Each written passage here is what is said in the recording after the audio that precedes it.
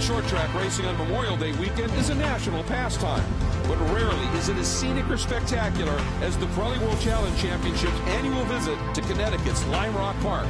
It's time to strap in for the Grand Prix of Lime Rock.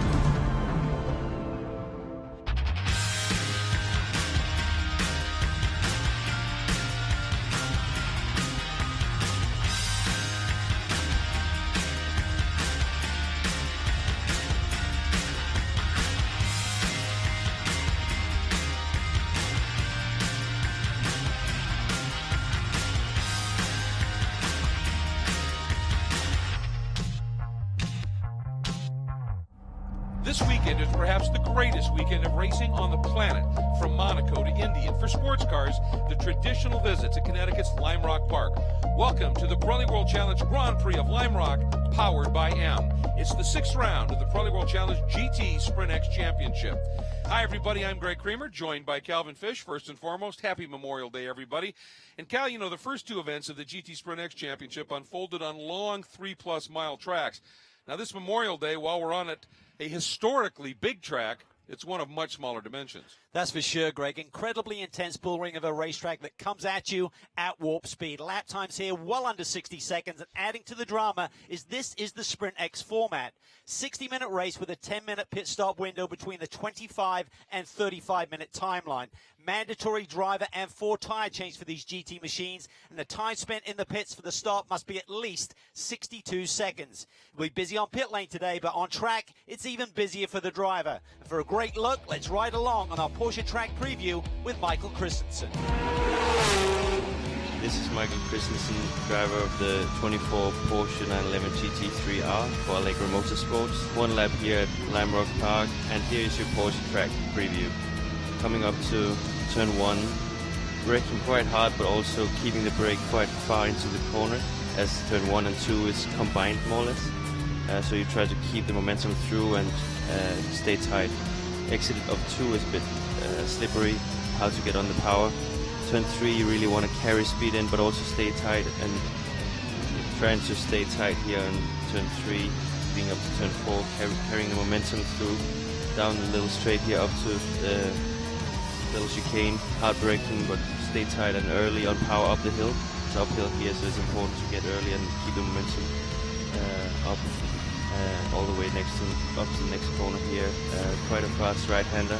Try to use all the width possible in the corner, carrying the speed down the hill, and then to the last corner also really fast right-hander and trying to keep the speed through.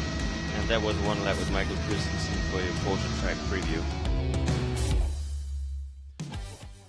Well, pole times in the low 51s, it just comes at you at absolute blinding speed. What a ride that was. Thank you, Michael.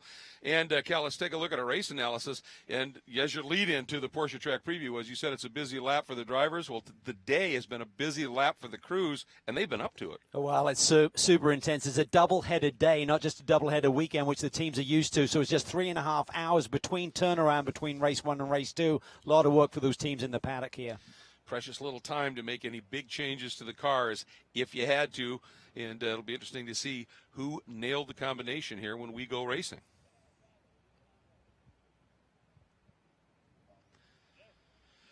And folks, glad to have you with us here on our global web stream. If you're just tuning in for the first time today, welcome and happy Memorial Day. If you've been joining us on and off all day long, as we have had just a day chock-block full of GT racing here at this absolutely stunning venue.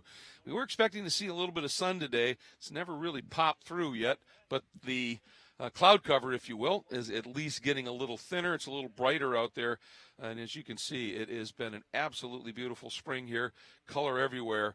And we are looking down the Sam Posey straightaway off to the right. You saw the pagoda, which the legend Sam designed himself. And so much to offer at this track. And one of the nice things is they don't have big grandstands here because you don't need them. You can get right up to the track edge in a lot of spots. And the hillside just to the right of the shot that overlooks the entirety of Big Bend, the left-hander and the right-hander, it's about as nice as it gets. Such a great natural setting, and the track has done a tremendous job in terms of making the facility so much better for the competitors, with the paddock areas now fully paved, spectator areas perfectly groomed. Great concession stands, great gift shops. They have it all here, but they maintain the historic nature of this race facility. The nostalgia is still here when you drive over the bridge. And it was all part of that Road to 60 program that they started a few years ago to get them ready for last year, 2017, which was the 60th anniversary of the first race on the track. And it has been just a legendary venue ever since. And one that, some drivers look at it one way, others will look at it another way. But I remember once when Butch Leitziger said, when they were talking about a couple of series were going, well, we're not sure about it. And Butch said, no, this is where we need to be, because this is the kind of track that separates things, where a driver can make a difference. They certainly can. It takes total commitment here, but it's high intensity. There's high consequences. Old school racetrack. We've been to one just last week at CTMP. We go to another one later on at the end of June with Road America. But this one, really, when you come through that downhill, you're putting it totally on the line, total commitment, and you have to give each other a little bit of respect and some racing room. Yeah, absolutely. You just had a nice shot of the pagoda. You can see in that room there Greg Ricks, the track announcer here, who's been with this track for as long as I can remember, and I've been coming here since 1989.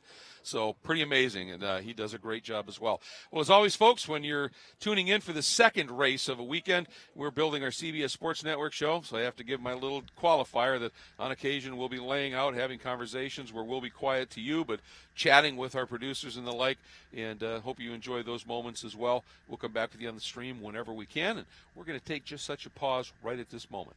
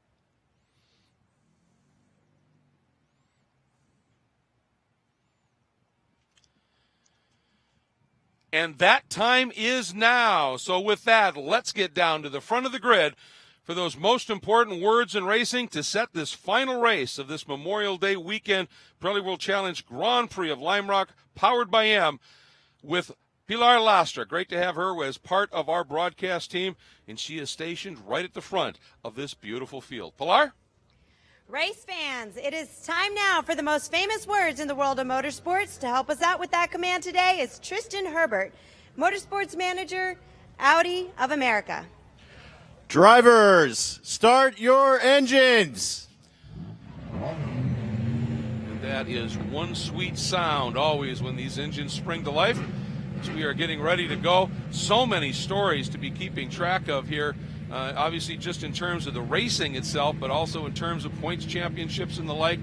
And it's going to be a big one here. And as that field comes to life, let's get to some of those storylines. First one, very good. Yes, they are. R3 Motorsport number 61, Vilander Molina, the championship leaders coming in, extended that points lead with the runner-up finish here earlier in the day in a front row spot for race 2. Looking good to stretch it with the 96 car, their closest contenders, back in 10th position on the grid. Second one, Lello, great. No Mello and Lello. Rafael Marcello, what a debut on maximum attack in race 1, fastest lap, and pole for this one.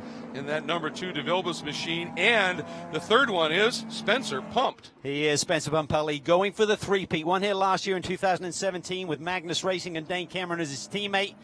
Got the big win earlier in the day. Can he get the third one?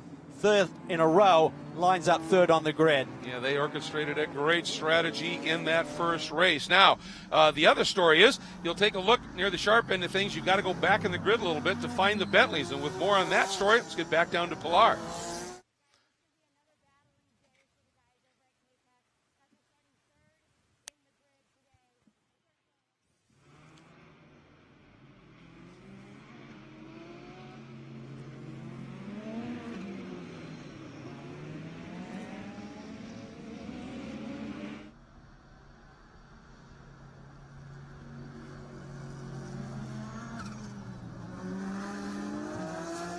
All right, thanks very much, Pilar. It'll be interesting to see what they're able to come up with as this sixth round of the championship gets underway in just a few minutes from here at Lime Rock Park.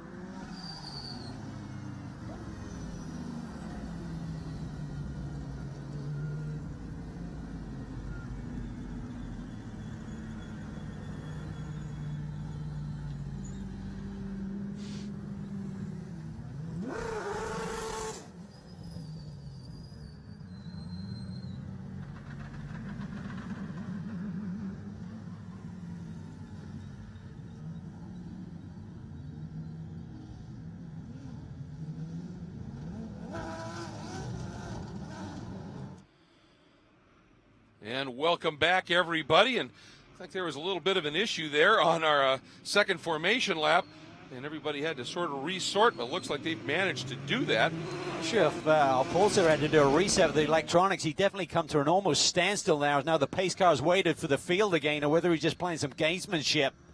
But either way, a little bit of drama here on the formation lap. So some development here, and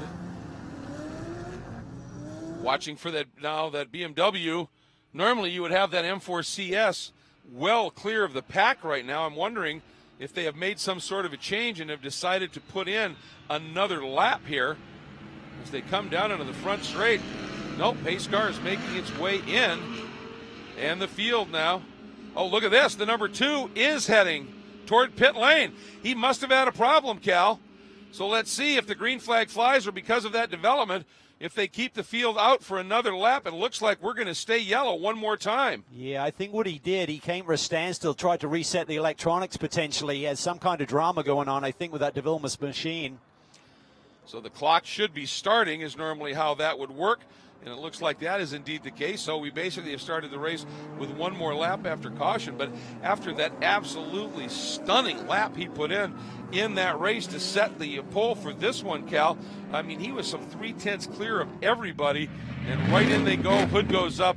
Bad news for the DeVilbiss CRP Racing entry. Yeah, this is a big disappointment for this group. Had that type of season, there's highs and lows, lots of victories and podiums, but a little bit of drama along the way as well. So they're still trying to talk. The engineer probably on the radio to Lello inside the car. His first event with Pirelli World Challenge. Danny Morad, Rafael Marcello, they call it. Doesn't sound right. No, it sure doesn't. He's heading back out on track. But I'm not sure how long he'll be staying out here. He was very highly rated. He came in and immediately showed why, but I'm not sure he's got a healthy race car right now, Cal. Curious to see if they'll do a double file start here, or yes, I get confirmation they're going to do a double file start here. So for Christensen, he can't pull alongside Molina immediately, but it does open up that inside lane. And again, Spencer Pompelli, his teammate, going for the three-peat here this afternoon. And everybody should be referencing off now of that R. Ferry Motorsport Ferrari in the hands of Miguel Molina. Down the hill we go. Christensen's certainly going to be a little bit anxious about it. The rest of the field in tow. Onto the front straight. Although the clock has started, it is just now time to be going green flag racing, and we are underway. And look at the move by Alvaro Parent. Yeah, that's amazing. I think that's Soucek there trying to make some moves early. Yes. Bleekemolen alongside the other Porsche heading down into turn one. Absolutely right. Andy Soucek finished last race, so starts this one by rule. Apologize for that. And nonetheless, Miguel A little bit Molina, of debris flying in the air. There's a touch in there somewhere. Side by side there, Jeff Siegel coming off a brilliant performance earlier in the day. Tries to make a move there through the right-hander. Sideways there, struggling for grip. That is amazing. These guys ran side by side through 4 corners as he headed on to No Name Straight. Now Molina throttles it through, but back in the pack. It is still intense, Cal. Yeah, Dial and Brazan getting together there as they turned into the uphill. Little touch. That had Bresson drop off the order just a little bit. That's trapped Martin Fuentes in the Hublot Ferrari. And there is Ryan Dial running in the GT Pro-Am category. But Molina up front leads away from Christensen. And Soucek again, very racy on Jerome Bleekemolen for third. Yeah, Bleekemolen defending there. This allows Soule to get a little bit of a run on his teammate. Almost some argy-bargy between the two Bentley boys. Feeding it into the lone left-hander. Bleekemolen leading in the Pro-Am category right now. The number 3 Bentley will be second in class. Right behind him is Heckert. Everyone just trying to find a rhythm here. Tires starting to come up to temperature and pressure. It's definitely a little bit warmer than it was this morning. That should happen a little bit quicker. But boy, you just have to be careful, not just to get the pressures right, but not to damage the tire. Yeah, and you're trying to tame a tiger around this racetrack with these high-powered GT3 machines on cold tires, relatively speaking. Brazan in and out the pit lane, so problems for the Lamborghini. Yeah, that was a very quick stop by Bresson only. Is everybody now finding that form just a little bit? Pit stop window between 25 and 35 minutes. Mandatory driver change, mandatory 4 tire change as well. And not a big surprise to see Rafael Marcello back in the pits in the number 2 DeVilbiss Mercedes. Unfortunate, but it did not sound right when they let it go. And there they are, hood up. And everybody, it looks like it's probably electronic because everybody's just kind of looking and going, I have no idea. Yeah, Nick Short, they're leading the group, trying to identify what the issue is, but their day is basically blown right now. Try and get out there, get 50% on the board and score some sort of points here. Michael Christensen tries to chase down Molina, but look at this, Soucek, lights flashing, trying to find a way by Bleekemolen. But he's not opening up that lane. Not going all the way to the grass to totally compromise his entry for turn 1, but not giving the alley there for the Bentley to find a way through. And of course, that gives the 2 up front, Molina and Christensen, a lot better free run down into turn 1, and they stretch that margin up a little bit. And it's interesting, it's sort of the chicken and the egg thing with those moves, because, I mean, certainly Bleekemolen is moving at about the same time as Soucek, but is he doing it in reaction or is he doing it proactively? And it looked like they're almost completely in sync. Well, they're 2 of the best in the business, so they're going to be thinking the same thing at the same time, literally. Bleekemolen seems to get through here, but then the Bentley really has a strong run down this straightaway, picking up a bit of the aero effect, the draft, the hole in the air that gets punched by the car in front. A bit further back this time, Bleekemolen doesn't have to defend as he's got enough of a gap there to take the traditional entry and line through the big bend. Apex it a little early, floated out, back in, and get lined up for the left-hander. Christensen looks a little bit closer to Molina. Fastest lap of the race right now is by Wolf Hensler, back in 8th position in the Pfaff Motorsports. Car that really needs to dig deep here today. Had a strong podium run this morning, but not a quick lap. 5th row of the grid was their starting spot. And it's important to remember, for the Pro class, they get awarded overall finishing points. So even if they've got, say, 3 Pro-Am cars or an Am car in front of them, they don't get to just skip those cars in the points. They get where they finish overall. So racing deep in the pack is as critical as it is anywhere else. Absolutely, every position counts, even if it's not within your class. You got to somehow get this car up into the top 5. Important for he and Scott Hargrove in this Sprint X Championship, because the guys they're chasing, they're out front. They're on a big score here today. Margins between Molina and the Ferrari Christensen and the NSYNC Allegra Porsche, you can see it, car lengths. It's about a second from Christensen back to Bleekemolen in the Black Swan Boston Athletic Club Porsche. And then it's less than that in terms of the margin for Bleekemolen to Andy Soucek. It's a matter of a couple tenths. Molina just laid down the fastest lap of the race on this previous lap. And he was 0.02 of a second quicker than Christensen right behind him. That is incredibly close racing. As you can see, Alessandro Bressan, who ducked into the pits, addressed something. They're going to be coming up on him here. Molina, another fast lap, 52.57. Wow. This time he's 0.02 of a second quicker. So he's stretching it, Greg, big time. Yeah, he's just driving away here. Bleekemolen third, Soucek fourth, Soule fifth. Those are the two Bentley drivers, the 9 and the 3, respectively. Becker doing a nice job there in the 80 machine. Could have been a big day for them, but that little bump really cost them down in turn 1 at the opening race today. Contact penalty for Mike Skeen, and has really ruined their day. They were in good championship position coming into the day. And they just couldn't quite get that lap speed that Marcello was finding in the CRP car. There's a look at the number 96. That is Wolf Hensler. He is your Optima Batteries best start winner. Up 2 positions in that opening lap, and we saw him with that wicked quick time. That's how you get that done. We'll be right back to Lime Rock.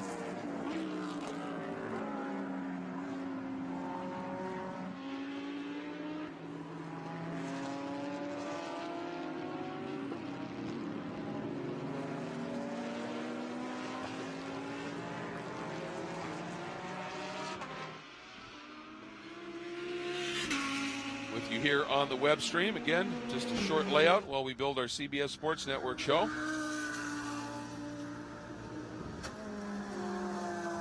Oh boy, Molina now just uncorked a 52.4. That's a 4 flat, but Bleekemolen upping the ante at a 52.49.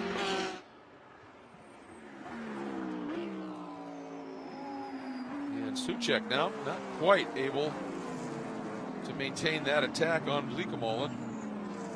Good lap though, his personal best, 52.52. You can just see how compact this field is here. So this pit stop is going to be super critical. Won't happen for a while, but they stay this tight. I think then they'll have to really sharpen their calculators in terms of how tight they cut it in terms of that 62-second pit lane delta. That could gain you a ton of positions. And that's some pretty intricate math that they have to figure out because, you know, yes, you've got the traverse time of pit lane, but where you sit in pit lane, early on, late on, the stop, the start, the exit, how quick you get away, you've got to have that all somewhat managed, don't you? Yeah, and something happened earlier in the season. Scott Hargrove brought it up in the drivers' meeting where another car jumped out in front of him and then just went super slow down pit lane to basically get the track position, but then make sure they didn't, you know, undercut the pit lane delta. And he said, how are you going to control that? And the steward basically said, you got to be at 35 miles an hour. If you're not doing that, you will get a penalty. So maybe some of those games that were played earlier in the season will be snuffed out. And we have seen on occasion the car that's closest to the pit out just getting on the hammer and accelerating out sometimes. We've seen that almost, if not on occasion, getting underneath that time because it just leaps out of the stall. But you don't want to give up much, do you? Because with the field, as you said, packed this close, you have a pit stop that's 8/10 off of somebody else. That's 2 positions. Yeah, I mean, you always want to try and cut it as fine as you can, and but if you're separated by several seconds between positions, not so intense. But when everyone's compact like this, you know that if you can get it right and someone gets it a little bit wrong, you can jump someone. All right, we're going to be back with our CBS Sports Network show, so hang tight.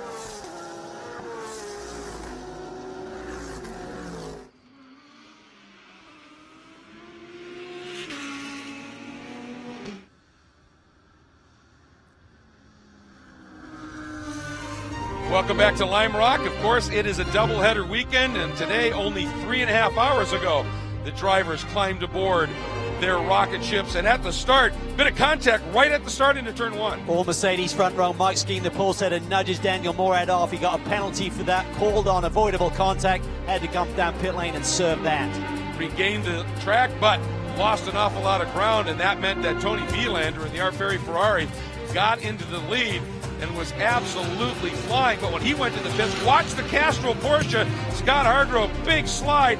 Parent follows him in, but it's Pompelli staying out that was the big moment. It really was. He had hot tires. He laid down some really quick laps there, and that allowed Michael Christensen to assume the lead. And behind him, some unbelievable racing that unfolded in the GT Pro-Am category. In particular, fabulous stuff. But at the finish, the number 61 Ferrari boys, even though they didn't get the win, they got valuable points. And for the number 24 Allegra Porsche, a second straight win for Spencer Pompelli. First on the season, though, for the team. Yeah, they've really made some strides and really finding their groove now, and they're really in the thick for another win here this afternoon. It's all going to come down to that pit stop and the overcut and the undercut in terms of when you pit. You stay out on those hot tires like Spencer did. He did it last year. Dane Cameron did it and turned over to Spencer. And this year, Spencer did it for Michael Christensen. And nice here to see Raphael Marcelli, back out into the DeVilbiss car. And they were seemingly able to figure it out because he's starting to show some speed here. We'll see what happens in the next couple of laps. But here, Miguel Molina has got to the back of Alessandro Brisson in the Dream Racing Lamborghini Huracan, but has not been able to get through. Yeah, he's not been super tight. Brisson's shown a lot of pace here this weekend. Had an early stop. Not sure what that was for, but some kind of technical issue. I don't think it was a penalty situation for Brisson. We're certainly not aware of it, so that's really ruined his day. But then you see Molina moving around here, just trying to get his attention if the stewards don't make the call to let him through. And to Big Betty, you're right. I mean, Brisson is a talent. There's no question. And when they've got that Lamborghini, he lets him go. Yep. Nice move. That's a quality move by a pro. Someone will return the favor one day. Drivers are like elephants. They don't forget. We'll see. You would think then that he would do the same as soon as Christensen gets pretty close to him here. Let's put it this way. They don't forget when you kind of hold them up. They may forget a favor, though. Now we'll see how quick it happens here as Christensen is pretty much there. Blika Mullen, Suchek and Soule and the Bentleys next up. You can see Christensen now on the lights saying, hey, you did him a favor, help a brother out here. He moves to the inside. The problem is you get this aero wash, and Christensen is close enough to that Lamborghini through the high-speed stuff. He's probably losing a little of the front downforce, so Brisson may be thinking, you know what, you're not close enough as he finally lets him through to really warrant moving over for you, but it certainly has an aero effect, and the net gain for Molina is big. Yeah, we'll have to see next time by. It was well under a second. But this next lap, I think you're absolutely right. Brisson now has let a host of the others go by. Yeah, he's just moving over and letting everybody stream through at this point. That's a class act. It is, and it's so frustrating because he has a fast race car. He's really been rapid here this weekend, but some kind of issue warranted that pit stop and has dropped him back to a lap down, unfortunately. Good look there to number 3 of Maxime Soule, the Aftercoat Bentley. They've been awfully fast here this weekend, and in the Pro-Am category, they do have the points lead after the 5th round of the championship that unfolded earlier today.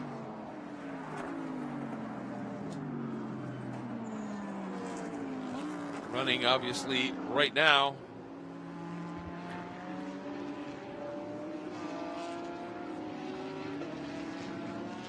Watch that car feeding throttle.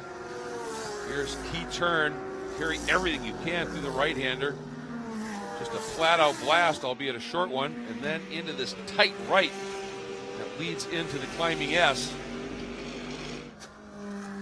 Maxime Soule can see his teammate in the 9, Suchek, up in front right now.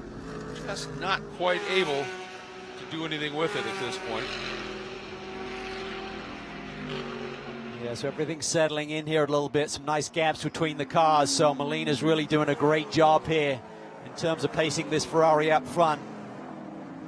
What will the call be when they make that pit stop? Mandatory driver change. Mandatory 4 tire change as well. The gap at the front now is 1.3 seconds. So that little exchange with traffic has certainly been beneficial to our leader, Molina. And another 1.8 back to Bleekemolen last time by, then Suchek to Soule.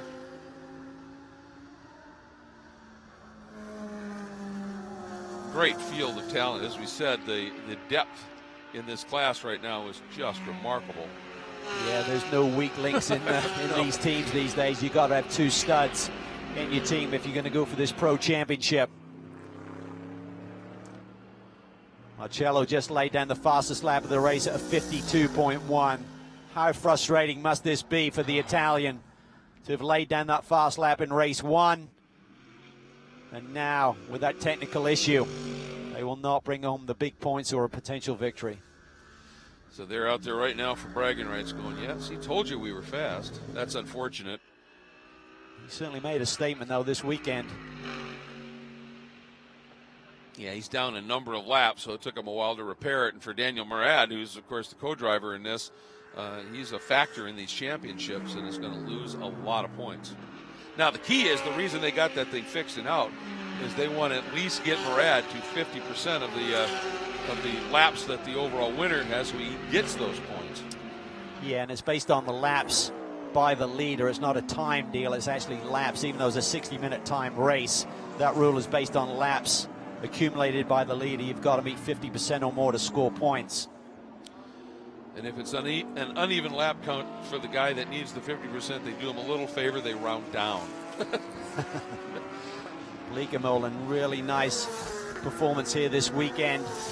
Black Swan Racing really got to grips with this Porsche. Had to switch chassis after the opening round of the championships. Found that the car they bought in the off-season had a slight kink in it and wasn't giving them the performance that they were looking for. So got a new chassis at the last minute for VIR. Got it tuned in and come here in much better shape. It certainly goes quickly, and there are a few cars that look better than a Black Swan livery. It's a pretty race car, that is for It really sure. is. Top team, meticulously maintained and prepped. Suchek, Bentley lights blazing. He feels he's got a lot of pace, and as Pilar mentioned at the start of the show, they had an option after getting pushed to the back of the grid after technical infraction. The car was fastest in qualifying with Alvaro Parent. Had an RPM issue, pushed them to the back. They talked about potentially running the first race as just a qualifying session, putting in light fuel load and just going for it to get the pole position. Ultimately decided against that, ended up with a top 5 finish, but didn't get a great lap. Brent had a fast lap before he pitted, but then a lot of guys went quicker when they threw new Pirelli P0s at the car after the pit stop.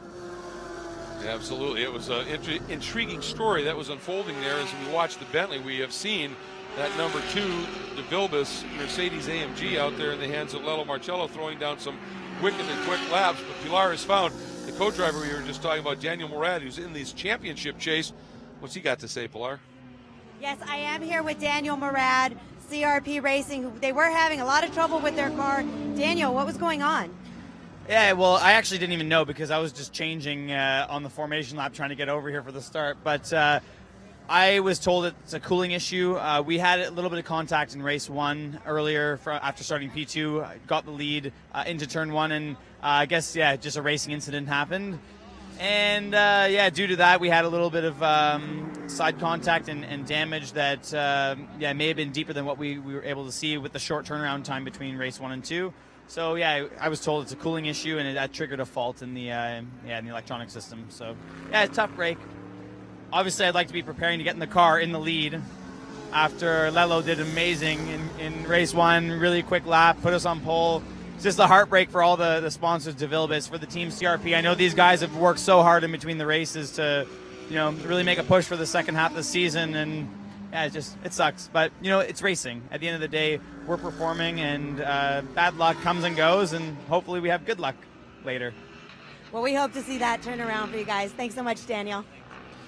Yeah, just during that interview, you can see Lello is driving the wheels off that thing, just throwing it around the track right now. Still has the fastest lap at a 52.1. He's running 52.3s, which is about a second quicker than the rest of the field. But mind you, he's only got 11 laps on his tires compared to the leaders at 21. So a little bit more freshness left in those Pirelli P0s.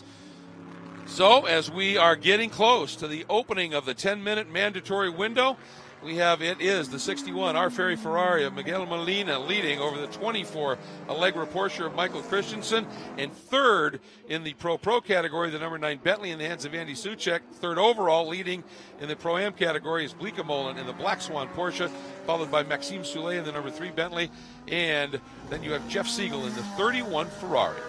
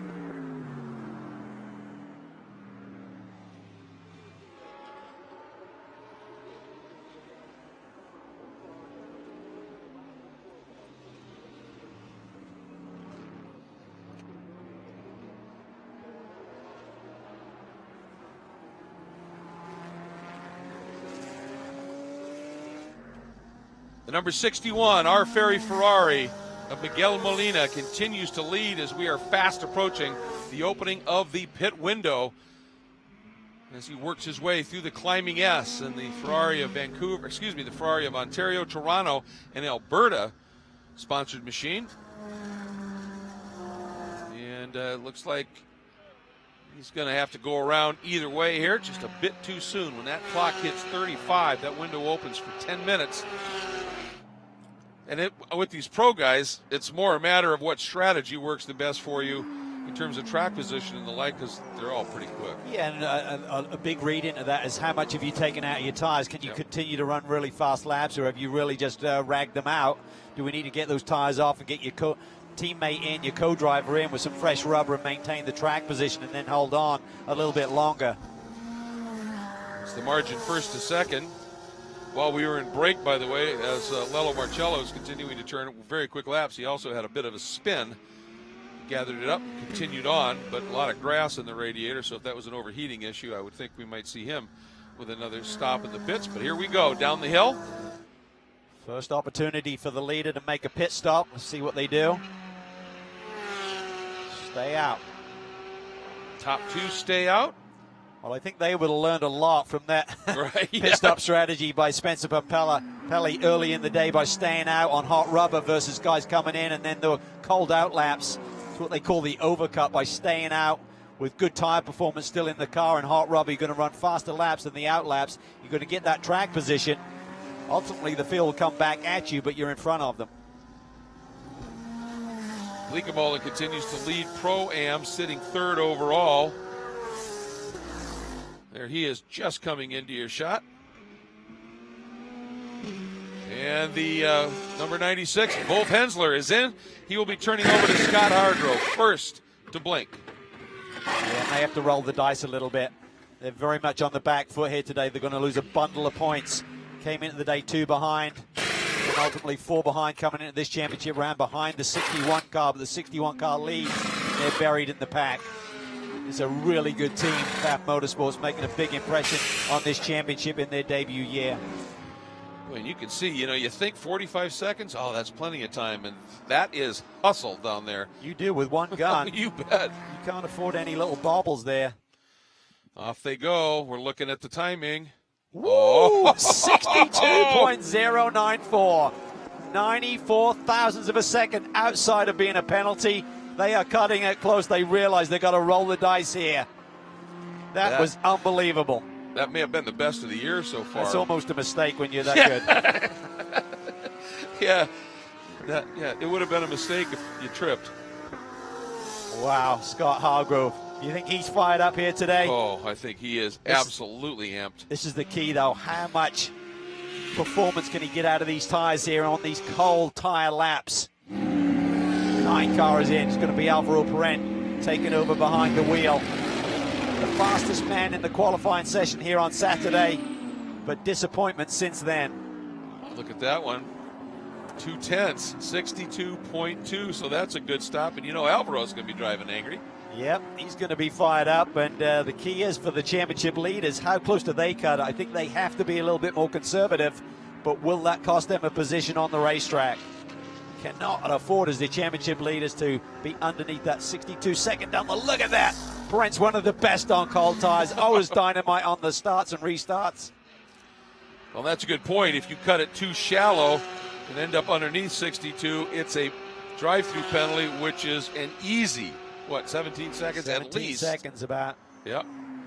That's the difference what it takes running down pit lane at 35 miles an hour versus flat out down this pit straightaway, Samposi straightaway. So, yeah, it's a good point. If you are one of the points leaders, you'd rather give up a position on track in a couple of seconds in a stop than 37 seconds, or 17 seconds, and 5 spots. So that's got those guys on the pit boxes scratching their heads a little bit. I think they're just been keeping the heat on here. He's trying to stay as close as he can to that Ferrari so the Allegra boys can perform their magic about halfway through this pit stop window here. Who's going to blink first? And it can literally just be one lap, Greg, if the Alfieri boys decide not to cut it right down to the wire. Oh, and now there's a change of strategy. The 24 car is in. You wonder if they've got a set of much fresher, just slightly scuffed tires they're going to throw on. It's going to be the key. Yeah, it is. And then it almost forces the hand here to the domino effect. Once a bunch of the leaders have pitted, you're just running the risk of a yellow and a safety car popping out in front of you. Spencer jumps in. Can he make it the three-peat? 3 in a row for Spencer Pumpelly potentially here today. All right. Right rear, last tire, I think. Well, I don't think anyone's going to beat no. that Pfaff Motorsport time of 62.09. This doesn't look to be totally... They have a different pattern on their tire change. Yeah, let's see if there was a bobble there or not. No, they're waiting still, so I assume they were good on the tire change. See the engineer with his hand up. He's listening on the radio to the top of the pit box, giving him the count. Boy, this is going to be interesting. 63.02. So about a second they gave up to the 96 car there on the pit stop exchange. See how things shuffle out here. The 96 well, Perent's car. got, Perent's right there, excuse yeah. me. So Perent's a lot closer, and he's got tire temp right now. Perent is going to have the hammer down and really put the pressure on Pumpelly. He's on relatively cold Pirelli P0s right now. This is going to be intense. And Perent realizes he's only going to have a few corners to make this move. Look at how quickly he ran him down, and that's just pure grip, isn't it, right now? It is. It's just tire temperature. The Pirelli P0s are into their operating range. You load the car pretty quickly around here, but this is going to be the key. Really needs to gap Spencer a little bit here and get the run up the straightaway. Can he do it? Did he get the power down just slightly earlier than Pumpelly? Pumpelly's going to take that inside lane all the way down to Big Bend. Ooh. He opens the door slightly, but not enough. Brent's got to get him right now. He's got to put the pressure on him. Otherwise, Pumpelly's going to find the sweet spot in those tires. And Pumpelly had the added benefit of having Ryan Hardwick in the lone GT Cup entry in front of him that he could use as a pick a little bit. Now he should be in a rhythm. It'll be tougher for Perent now. He's going to get that aero wash on the front of his Bentley as well. And the number 96, they are well behind bobble this by guy. Spencer. Yes. Didn't get through the uphill well. Can Perent pounce? He's close. This is for podium positions here today, if not a win. The R Ferry boys blink on their pit stop. Oh! Spencer using every inch of the road and some more. Watch for Perent, dives to the He's got inside. to run on him, deep on the brakes, looking to the inside. It is so close there. Two of the best in the business, side by side through Big Bend. Spencer trying to stay there, and Perent just kind of grazed across the nose, and Spencer had to give it up. Look at that, they are rubbing. He is pushing him through, he roughs him up. I don't think Brent's not going to like that. He's going to wash him out here. side by side still, Cal. He gives him some racing room. Hats off to Alvaro Brent. He had to be frustrated by that little move by Spencer Pumpelly, but he gave him racing room, and now he's got the position. I think Spencer would like a redo on that approach to Big Bend. He gave him just enough room there. Thought he was far enough in front as our leader pits. See how quick this one unfolds. Oh, they're slow. They're slow. They gave it a big margin. 65.4. Cold tires. Tony Wieland is going to be attacked right now. Here comes Alvaro Perent. So that little exchange there between Pumpelly and Perent, could it be for the victory? This lap by Tony Wieland needs to be one of the best of his life. The Flying Finn needs to get that Ferrari's tires up to temperature immediately. He is on it, giving everything he can. Careful here into the right-hander. High speed, gets it to turn in smartly. Super conservative pit stop by the R Ferry Motorsport team. I get it to a certain degree, but that's several seconds they gave him. They put enormous pressure on their driver. Yeah, a second or two, maybe.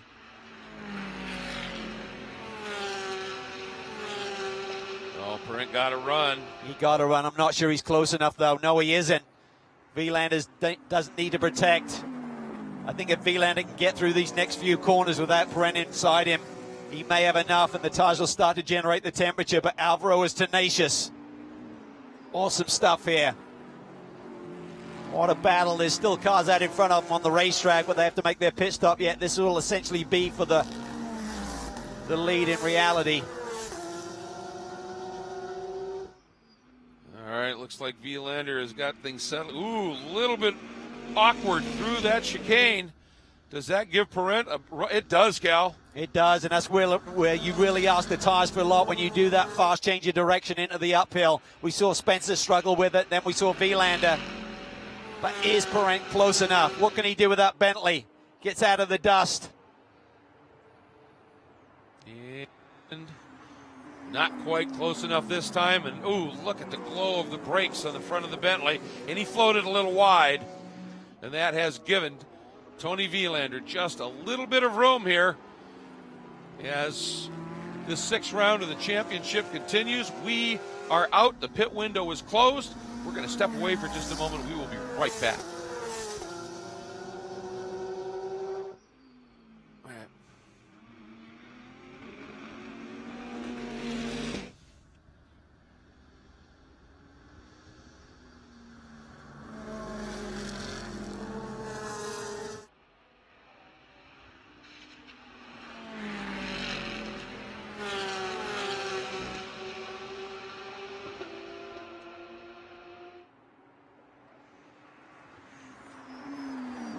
Folks here on the web, as you can see in the background, the Hublot Alpha Prime Ferrari in the pits.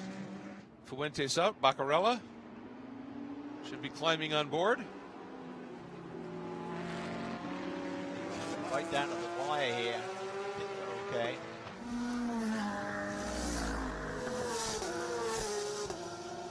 .8 second stop for the Hublot Ferrari.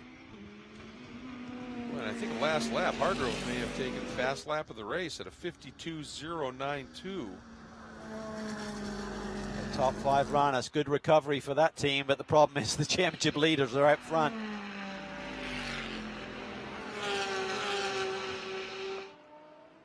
Tony Vilander in the R. Ferry Ferrari continues to lead and has in fact just stretched his margin slightly over Alvaro Parent in the Opticoat. K-Pax Bentley, Christensen third, but maybe the story here, Cal, is Scott Hargrove. Since that pit stop, he has been flying. Had the fastest lap, which was just taken away by Tony Vilander in the lead with those fresh Pirelli P0s, but this is a great performance by the FAF Motorsports Group. Qualified 10th for this race, and they got that car up to the 4th position. Big points. The problem is the guys they're chasing in the championship are out front right now.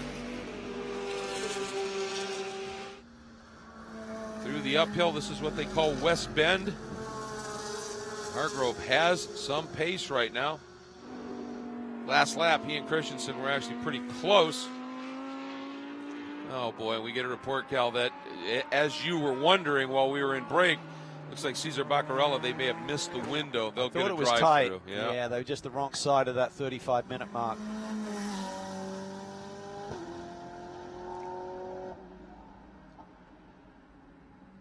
That's a shame.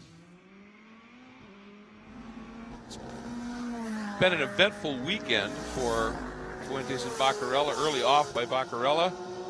Tell you what, though, these boys are really putting it on the line. Boy, and I'll tell you, Hargrove continues now to close up on Christensen for third. This Ferrari has come alive here. Strong, strong weekend.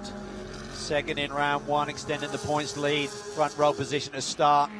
With the problems for Mugello, that opened the door for Molina to grab that lead, hand over his teammate. Despite being a little bit conservative with that pit lane delta time, they have the lead, and now they're stretching it. If they did make any adjustments in terms of tire pressures and the like, that R. Ferry crew just absolutely nailed it. They did.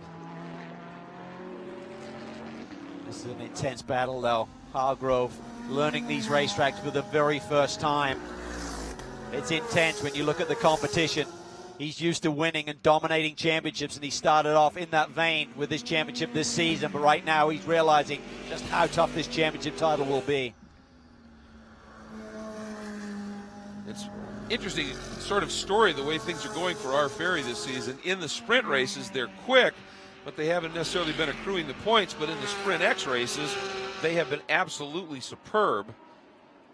And I think part of it is just the way that Vilander and Molina feed off each other in terms of not just speed and motivation, but data share.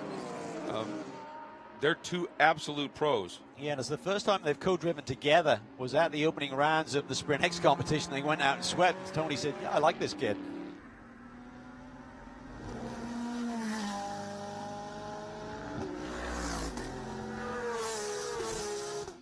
Well, as we're watching Vilander hustle that up and through the climbing S's, sitting in second spot, Alvaro Parent has been absolutely on form. Tough start to the season, but boy, they've been putting it together lately. And Pilar, a lot of that is down to that K-Pax crew. Yes, and they're doing an amazing job working their way up in this race. I'm here with Darren Law of K-Pax Racing. Darren, just watching Alvaro out there, he's such a passionate driver. How is it working with him, and how do you see this battle turning out for him? Well, you know what, first off, I got to say a great job done by Andy Suchek, who started the first stint and kept us in the hunt. And, you know, honestly, Alvaro is one of the best GT drivers in the world, and that's why we hired him. You know, he's very passionate, very aggressive, and a very good driver. Our issue right now is we just got to make sure we maintain grip with the tires and not burn them off too early. So he's probably backed it down a bit, but he'll give it another go at the end. Thanks so much, Darren. And one thing we have come to learn, and something that we wanted to share with you about Alvaro Parent, amongst all his talents and all his gifts, perhaps the most noticeable is his tenacity.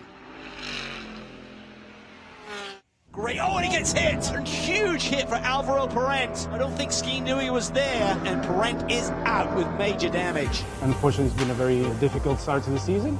Virginia, we had a tough weekend, and we didn't even get to race on race 2. car was working really well. Probably we were going to get 2 great results, a lot of points in hand, and to have a weekend like that is very, very hard. How much I appreciate the work that the guys have been doing on rebuilding the cars. It hasn't really been easy at all. I'm going to approach all the weekends like I've done all my career, with strong will, looking forward to doing well, and working the same way that I've been all my career. And I've got this great team to back me up. And as Darren said, he's one of the best GT pilots in the world, and he has shown it here in these last few races once again. He has. He's with one of the best GT teams in the world as well. Yeah. So many victories here at Lime Rock over the years. It's rare that they get beaten here. It's easier to talk about the years they didn't win than the years that they did. So I think they're going to struggle here today without a yellow and a reset, because Donny Vilander looks pretty handy up front.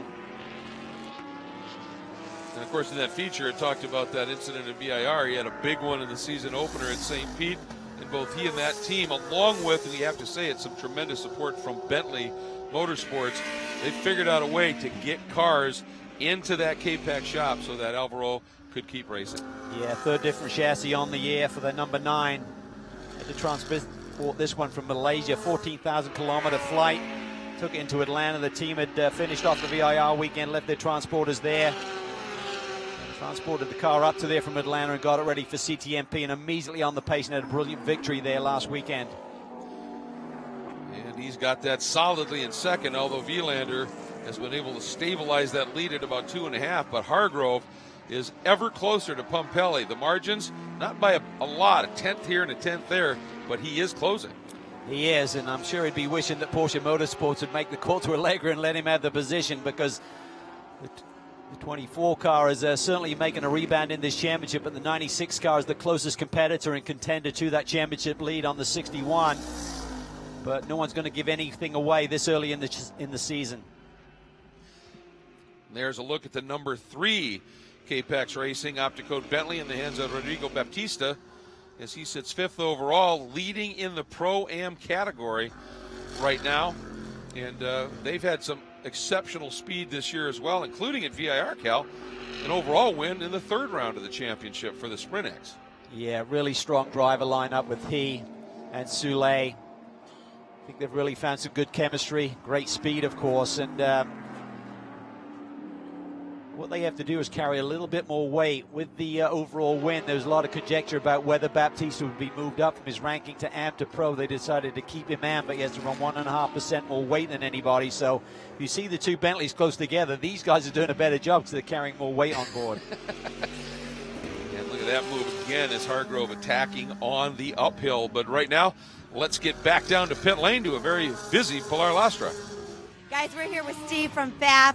Steve, you guys have worked your way from 10th to 4th. What is the strategy now to get on the podium? I just keep pressing. Scott's had a heck of a stint. He started in the car, got in the car, we were 10th. So he turned some really fast laps when he got in. And yeah, we're just going to have to stay clean. Make sure we make clean passes, obviously, to get on the podium. But it's in the big picture, we got to get there.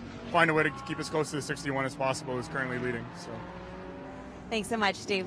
That pit stop they did. Steve and the boys did their job. What an execution of timing that one out. And it didn't take long for Hargrove to throw down a fairly quick lap, certainly. Just noticed here the front end of that car giving up just a little bit, and as you would expect when you're running in traffic like that, but he will do everything he can to stay with it. And we hope you stay with us throughout the year and follow all the news that's happening in the Pirelli World Challenge. And you can start by downloading our new fan app. Go to the Apple App Store or Google Play Store and search for the PWC fan app and start getting in deep. You can also follow along on many other social media platforms. On Facebook, just search for PWC Championship. On Twitter, just search for @WC Racing. On Instagram, you have two opportunities, hashtag Pirelli WC or hashtag Pirelli World Challenge. And for all things Pirelli World Challenge, go online to the series website, world-challenge.com.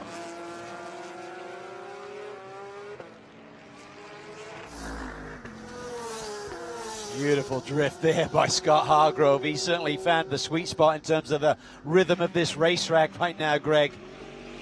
Just really flowing nicely, maximizing every ounce of performance and grip that car will give him. Talented young man. He really is. Made the move to sports cars after, Brent really running wide there at the bottom of the downhill turn, but Hargrove obviously started and did a lot of successful racing in open wheel and made the transition to sports cars very adeptly. Yeah, Formula 4 2000 champion, had some Indy Lights outings, then made the move to GT racing, has found a great home with a fellow Canadian group. For the biggest Porsche dealership in the world, in North America, excuse me, biggest McLaren dealership in the world.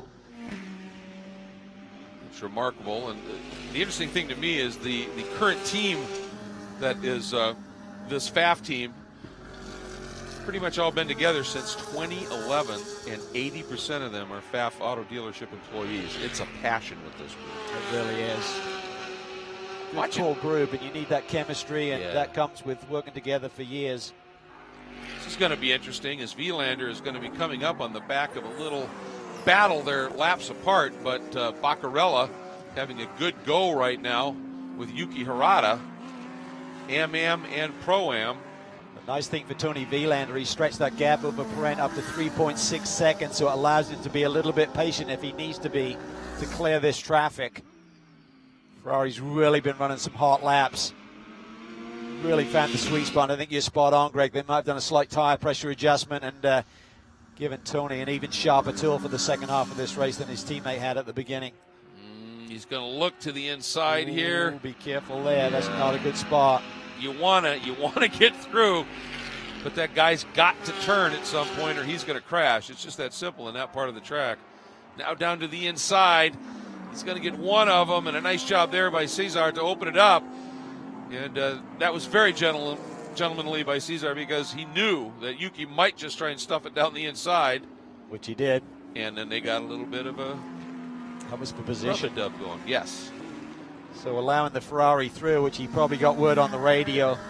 The Ferrari is leading, and he's coming up behind you. Yep. Don't step in his way. By doing that, he allowed Yuki to take advantage of the situation. And when you two are driving a Ferrari, you try and help out your fellow prancing horse. Absolutely. Brent seems like he's found the groove again. Darren said they were a bit concerned about taking too much out of the tires, and at one point it looked like the two Porsches were catching him. We're going to put him under pressure, but that gap has now been stabilized once again. I have noticed the last couple of laps, though, Brent has been throwing up ever bigger clouds of dust at certain points around the track. Stewards will be on top of that. They don't. Ryan Till does not like, the racetrack does not like seeing that happen. He's very into track limits, and not just stepping over the line in terms of a penalty, but if you're continually doing that, he will warn the drivers, don't keep throwing dust in everyone's face. He realizes that's just going to dirty their tires up a little bit, and they're going to have to be on their toes in terms of the grip level in the next corner. Nice job there by Cesar as he opened up, let those two Porsches come through. Perrin now trying to get by Yuki, does. It was tight though, I'm not sure Yuki knew he was going to dive to the inside there. Yeah. Big commitment there by Alvaro, probably cost him a few tenths over the previous lap. 3-second lead. Here comes Spencer now.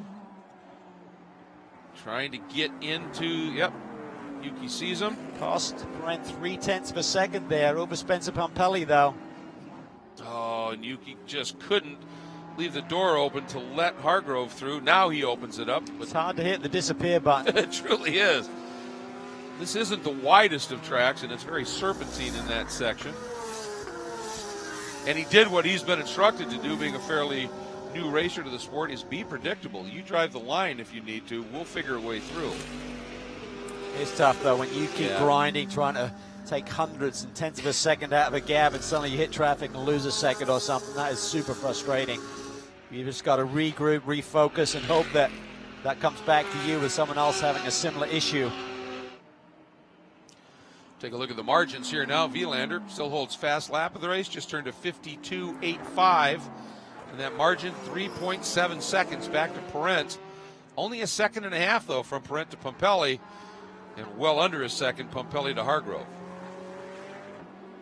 Baptista continues to lead in the Pro-Am category in the number 3 Bentley. He's got Mike Skeen right now between himself and Parker Chase.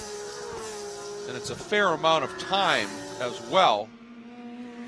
So Baptista is looking to be in fairly comfortable territory right now. Again, you say that, every finger crossed, digit toes crossed, if you're part of that team. And again, Perrent, little bit of dust. Seems a great racing here today. That battle between Pumpelly and Perrent was immense there for that runner-up position right now.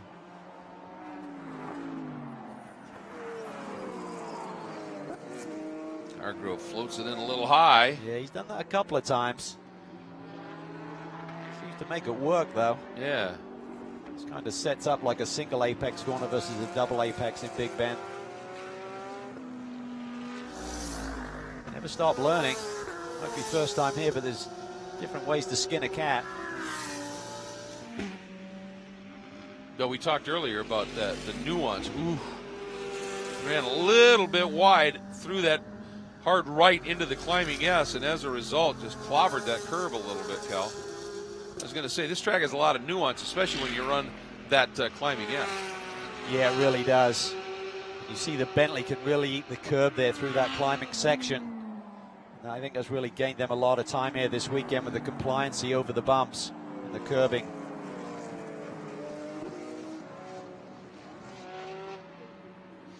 Seems to me that in that categorization, the compliance, the ability to absorb bumps when you needed to and still have some good platform, the Bentley and the Mercedes just really seem to soak those up. Yeah, and that's so important to be able to do that at certain circuits, key corners. You think about St. Petersburg, that back chicane, couple of corners from the end of the lap, really important if you can eat a bit more of the curbing there in straight liner. You can't make them so good because the stewards won't let you use it. Exactly. There's a limit to what they will allow. Look at there, Baptista using every inch of the road, trimming the grass on the edge of turn in for West Bend. He's a brave boy. He is, and to me it's a little interesting because he's got, 22 seconds back to Chase. Skeen is closer, but in terms of class position, he's got a pretty healthy margin with not a lot of time left on the clock. We're going to pause. We'll be right back with our CBS Sports Show.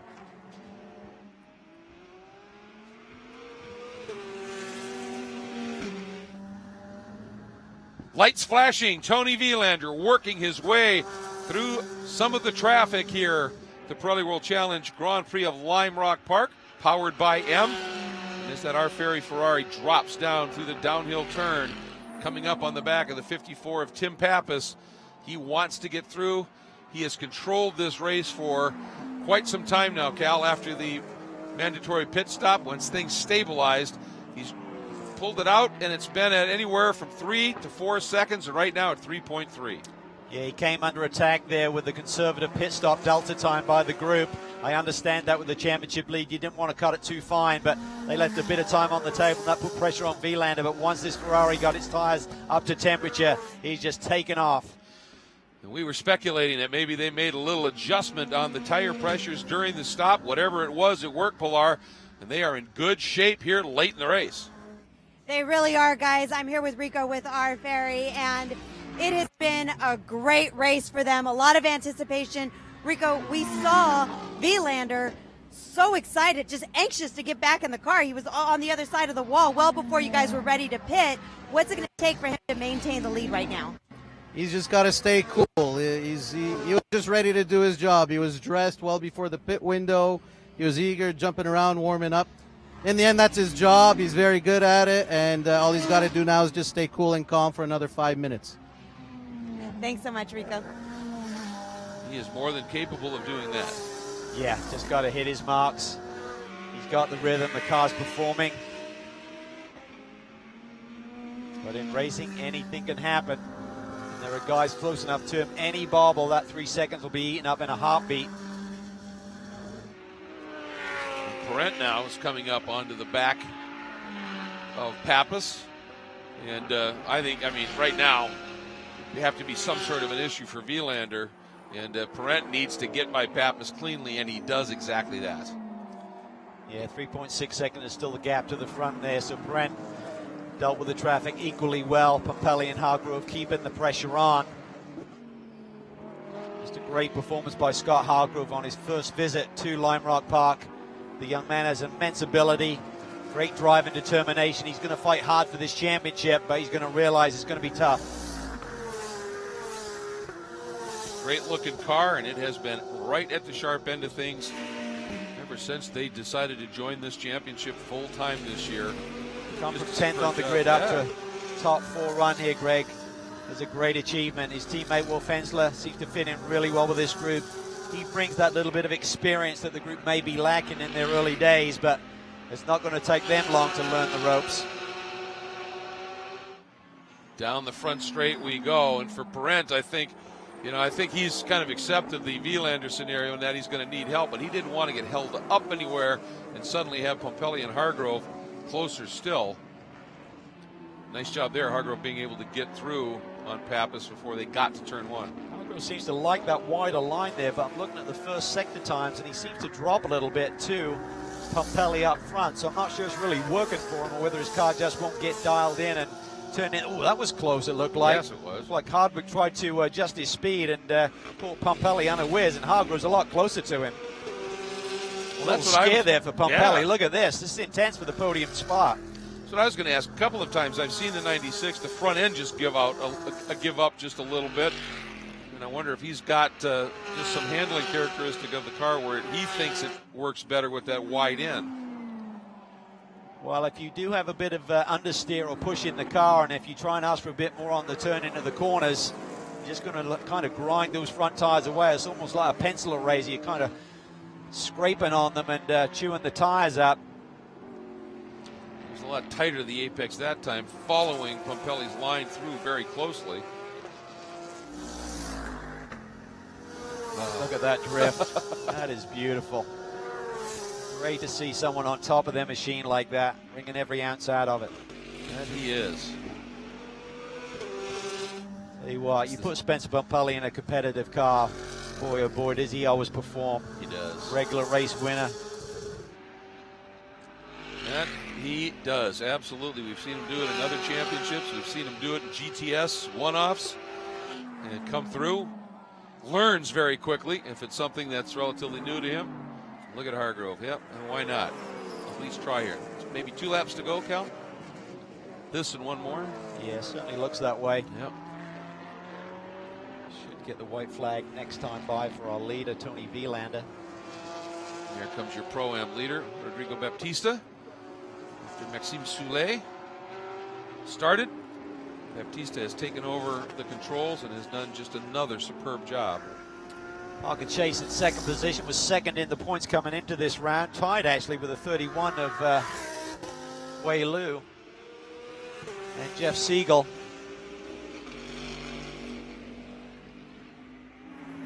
All right, here we go. White flag flies. One more to go for Tony Vilander in the R. Ferry Ferrari, started by Miguel Molina. Tony into Big Bend, final time. Says he wasn't happy after qualifying with that run, what was initially fourth, and got promoted to third with the DQ for the Parent machine. Boy, oh boy, if they executed come race day. Absolutely. Heading now, last time, the tight right into the climbing S. Flicking it through those 2 curbs, up over the rise and into West Bend. Giving himself a lot of room there now, huh? He's not taking any risks here. Sees the dust flying up ahead of him. Way shallow on the track out and to the wall. And Tony Vilander, Miguel Molina, and R. Ferry and Ferrari win at Lime Rock and continue what has been a superb Sprint X part of the season in particular, Cal. Yeah, just amazing. Their third win together and extend their championship lead by a bundle here today. And again, Molina just did a superb job in his first stint leading up to the stop. Parent second. Pompelli did hang on over Hargrove for third. And with Rodrigo Baptista bringing it home over Parker Chase and Wei Lu in the Pro-Am category. We'll come back and hear from our winners.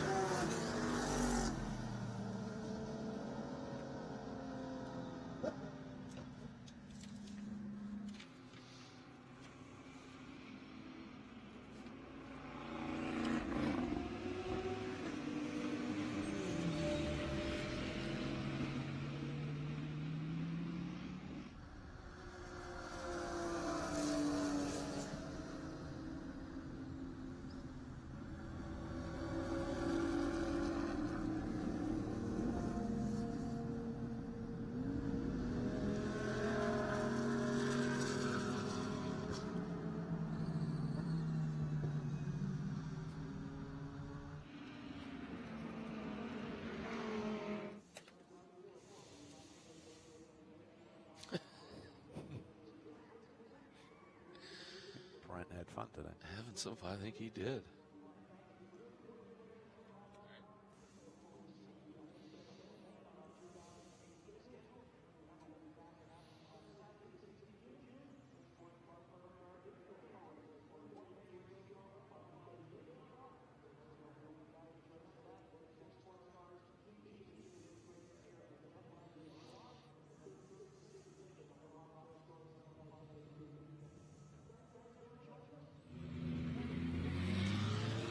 As has happened a number of times over the 60-plus year history of this beautiful racing facility, Ferrari is back in victory circle here at Lime Rock Park.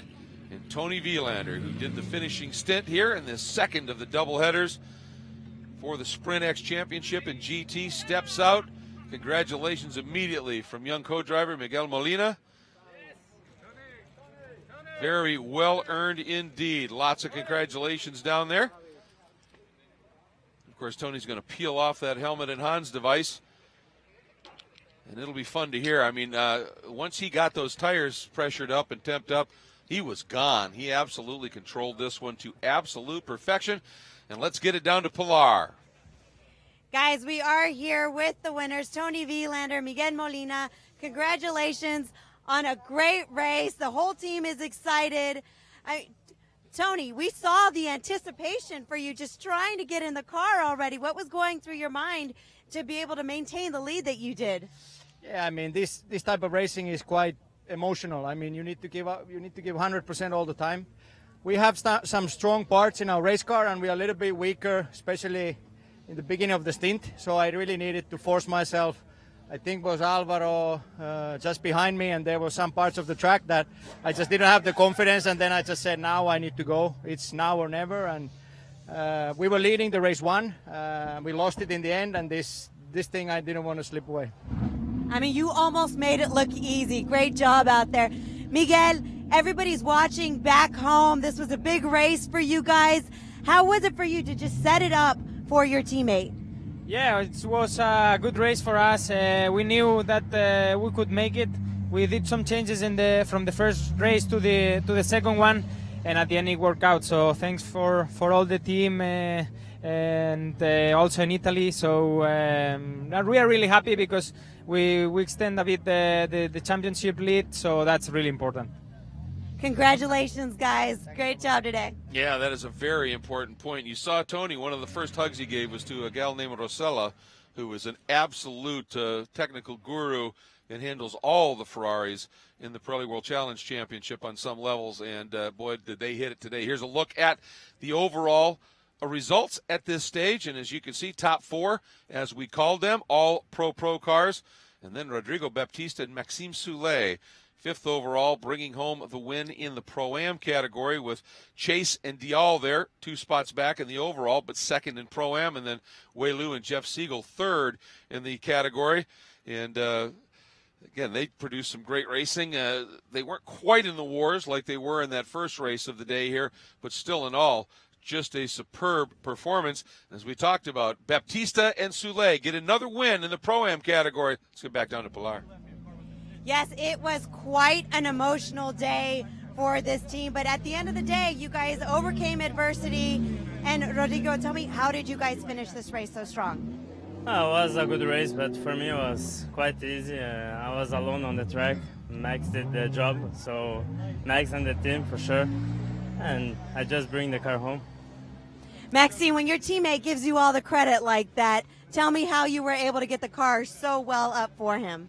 No, I think I just took a good start. You know, we try to. It's not easy when you start next to your teammates on the same row. So we took it a bit careful, but it all worked well. No touch, so that's good. And I just followed, and I know we were leading Pro-Am, and that's what we wanted to get a lead. And yeah, and then he brought it home, and he did a mega job. Great teamwork, guys! Congratulations. Yeah, that was absolutely superb run for that Opticoat K-Pax Bentley team. Let's take a look now. this is now the breakout for Pro-Am. And again, a great day for those two.